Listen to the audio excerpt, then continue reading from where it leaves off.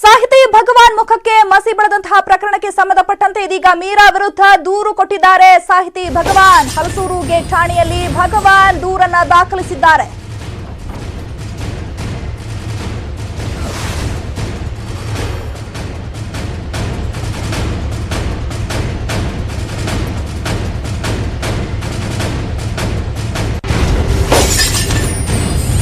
ಸಾಹಿತಿ ಭಗವಾನ್ ಮುಖಕ್ಕೆ ಮಸಿ ಬಳಿದಂತಹ ಪ್ರಕರಣಕ್ಕೆ ಸಂಬಂಧಪಟ್ಟಂತೆ ಇದೀಗ ಮೀರಾ ವಿರುದ್ಧ ಭಗವಾನ್ ಕೂಡ ದೂರನ್ನ ದಾಖಲಿಸುವುದಕ್ಕೆ ಮುಂದಾಗಿದ್ದಾರೆ. ಹಲಸೂರು ಗೇಟ್ ಠಾಣೆಯಲ್ಲಿ ಭಗವಾನ್ ದೂರನ್ನ ದಾಖಲಿಸುವುದಕ್ಕೆ ಮುಂದಾಗಿದ್ದಾರೆ.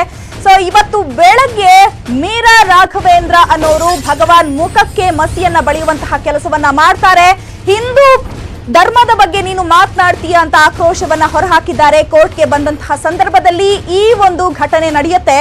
ಇದೀಗ ಭಗವಾನ್ ಅವರು ಪ್ರತಿ ದೂರನ್ನ ದಾಖಲಿಸುವುದಕ್ಕೆ ಮುಂದಾಗಿದ್ದಾರೆ. ಹಲಸೂರು ಗೇಟ್ ಠಾಣೆಯಲ್ಲಿ ಈಗ ಭಗವಾನ್ ಅವರು ವಕೀಲೆ ಮೀರಾ ರಾಘವೇಂದ್ರ ಅವರ ವಿರುದ್ಧ ಪ್ರತಿ ದೂರನ್ನ ದಾಖಲಿಸುವುದಕ್ಕೆ ಮುಂದಾಗಿದ್ದಾರೆ.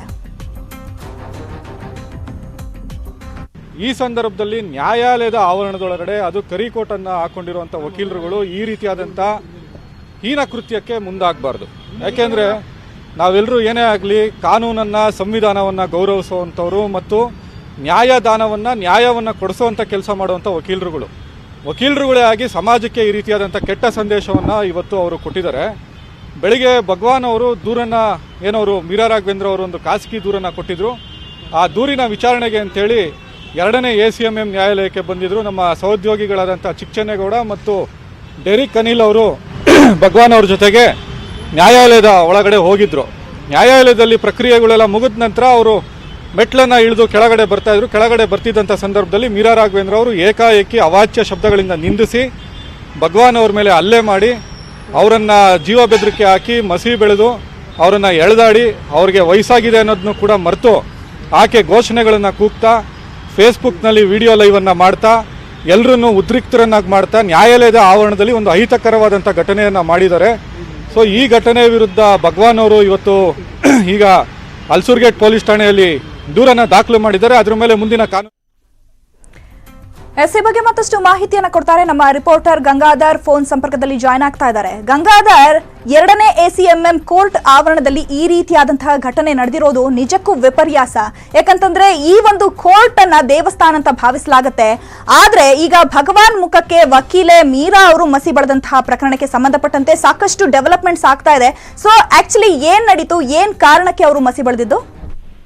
ಚೈತ್ರ, ಏನು ಹಿಂದೂ ಧರ್ಮದ ವಿಚಾರವಾಗಿ ಹೇಳಿಕೆ ನೀಡಿದ್ದಾರೆ ಅನ್ನೋ ಕಾರಣಕ್ಕೋಸ್ಕರ ಮೀರಾ ರಾಘವೇಂದ್ರ ಅವರು ಖಾಸಗಿ ದೂರನ್ನ ಒಂದು ಕೋರ್ಟ್ ಅಲ್ಲಿ ದಾವೆಯನ್ನ ಹೂಡಿದ್ರು. ಸಂಬಂಧಪಟ್ಟಂತೆ ಇವತ್ತು ವಿಚಾರಣೆ ಕೂಡ ಕರೆಯಲಾಗಿತ್ತು. ಹೀಗಾಗಿ ಮೈಸೂರಿನಿಂದ ಭಗವಾನ್ ಅವರು ಕೋರ್ಟ್ ಅಲ್ಲಿ ವಿಚಾರಣೆಗೆ ಹಾಜರಾಗಿ ನಂತರ ಕೋರ್ಟ್ ಪ್ರಕ್ರಿಯೆಗಳನ್ನ ಮುಗಿಸಿಕೊಂಡು ಕೋರ್ಟಿಂದ ಹೊರಗಡೆ ಬರುತ್ತಂತಹ ಸಂದರ್ಭದಲ್ಲೇ ಇನ್ನು ಮೆಟ್ಲಿಂದ ಇಳಿತಾ ಇರಬೇಕಂತ ಸಂದರ್ಭದಲ್ಲೇ ಅವ್ರ ಜೊತೆಯಲ್ಲಿ ಅಂಗರಕ್ಷಕರು ಕೂಡ ಜೊತೆಯಲ್ಲೇ ಇದ್ರು. ಈ ಸಂದರ್ಭದಲ್ಲಿ ಏಕಾಏಕಿ ಬ್ಯಾಗ್ನಿಂದ ತೆಗೆದಂತಹ ಮಸಿಯನ್ನ ಮೀರಾ ರಾಘವೇಂದ್ರ ಅವರು ಏಕಾಏಕಿ ಭಗವಾನರ ಮುಖಕ್ಕೆ ಬಡಿದು ಅವರನ್ನ ನಿಂದನೆ ಮಾಡಿರುವಂತದ್ದು. ಏನಂದ್ರೆ ಹಿಂದೂ ಧರ್ಮದ ವಿಚಾರಕ್ಕೆ ಮಾತಾಡೋಕೆ ನೀನು ಯಾರು, ಮತ್ತೆ ಈಗ ವಯಸ್ಸಾಗಿದೆ ಮನೆ ತೆಗೆದು ಬಂದ್ಬಿಟ್ಟು ಇಲ್ಲಿ ಈ ರೀತಿಯ ಹೇಳಿಕೆಗಳನ್ನು ಕೊಡೋದು ಸರಿ ಇಲ್ಲ ಅಂತ ಹೇಳಿ ಆಕ್ರೋಶಭರಿತರಾಗಿ ಮಾತನಾಡಿರುವಂತದ್ದು. ಇದರಲ್ಲಿ ಅದನ್ನ ಜೊತೆಲಿ ಮೀರಾ ರಾಘವೇಂದ್ರ ಜೊತೆಲಿ ಇದ್ದಂತವರು ಫೇಸ್ಬುಕ್ ಲೈವ್ ಸಹ ಮಾಡಿದ್ದಾರೆ.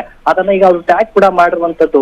ಈ ಸಂಬಂಧಪಟ್ಟಂತೆ ಈಗ ಭಗವಾನ್ ಅವರು ಹಲಸೂರು ಗೇಟ್ ಪೊಲೀಸ್ ಠಾಣೆಯಲ್ಲಿ ಒಂದು ದೂರನ್ನ ದಾಖಲು ಮಾಡಿದಾರಂತಾನೆ. ಸದ್ಯ ಈಗ 341, 504, 506 ಅಡಿಯಲ್ಲಿ ಈಗ ಪ್ರಕರಣವನ್ನ ಕೂಡ ದಾಖಲು ಮಾಡ್ಕೊಂಡಿರುವಂತದ್ದು.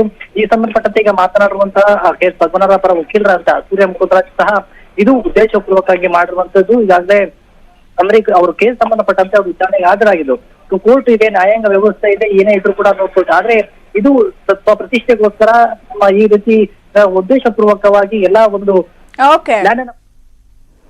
ಓಕೆ, ಧನ್ಯವಾದಗಳು ಗಂಗಾಧರ್ ತಮ್ಮೆಲ್ಲ ಮಾಹಿತಿಗಾಗಿ. ಇನ್ನುಳಿದ ಪ್ರಮುಖ ಸುದ್ದಿಗಳನ್ನ ನೋಡೋಣ ಬ್ರೇಕ್ ಆದ್ಮೇಲೆ.